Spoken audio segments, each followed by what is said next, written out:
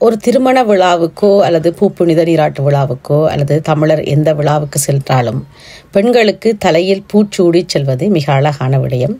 எனக்கும் அது மிக பிடித்த விடயம்.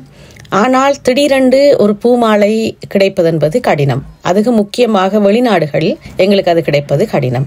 ஆகவே நான் கொண்டை மாலை கட்ட பழக வேண்டும் என்று சொல்லிவிட்டு யூடியூப்பை தட்டிய போது அது இலகுவாக கொண்டை மாலை கட்டுவது எப்படி என்ற ஒரு விடயத்தை காட்டியிருந்தார்கள் ஒரு சகோதரி.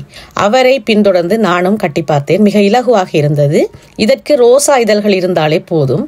ரோசா மலர்களில் இருக்கும் இதழ்களை ஒவ்வொன்றாக தனித்தனியாக பிரித்தடித்து விட்டு ஒரு தையல் ஊசியில் நூலை கோத்து உங்களுக்கு தேவையான ஒரு பொருளை வைத்து அந்த ஊசியை குத்தும் அளவுக்கு எடுத்துக்கொண்டால் அதில் வைத்தே அந்த மலர்களை செருகி விடலாம். நான் உருளைக்கிழங்கு எடுத்திருந்தேன். மிகவும் இலகு. ஏனென்று சொன்னால் உருளைக்கிழங்கில் ஊசி பதிவது ஈஸியாக இருந்தது.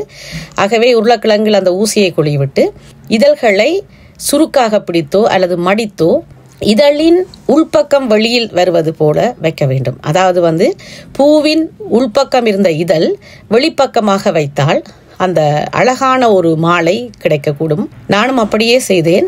முதலில் மஞ்சள் மாலை கட்டி பார்த்தேன். மஞ்சள் மாலையில் இதழின் உள்பக்கம் வெளிப்பக்கம் என்ற வேறுபாடு இருக்கவில்லை. ஆனால் சிவப்பு ரோஜாவில் உள்பக்கம் வெளிப்பக்கம் என்ற வேறுபாடு இருந்ததால உள்பக்கத்தை வெளிப்பக்கம் வச்சு கட்டும் பொழுது அந்த உள்பக்கத்தில் இருந்த வெண்மை நிறம் வெளியில் தெரியும் பொழுது மிக அழகாக இருந்தது. நீங்களும் கட்டி பாருங்கோ. தனி நிறத்திலும் கட்டலாம், கலந்தும் கட்டலாம். ஒற்றை நிறத்தில் கட்டும்போது ஒரு அழகு, 2 நிறம் கலந்து கட்டும் போது இன்னொரு அழகாக இருந்தது. முக்கியமான ஒரு விடயம் என்னென்று சொன்னால், ரோஜா தண்டு 2 துண்டுகளை வெட்டி எடுத்து இந்த மாலை கோக்கும் முன்பகுதியில் முதலாவது தண்டை கோத்தெடுத்து விட்டு மாலை கோத்து முடிந்த பின்பகுதியில் இன்னொரு தண்டை கோத்து கட்டிவிட்டால் மாலை கலன்று கொட்டுண்டாமல் இருக்கும். அதோடு தலையில் வைத்து கட்டுவது மிக இலகுவாக இருக்கும். நீங்களும் முயற்சி செய்து பாருங்கோ.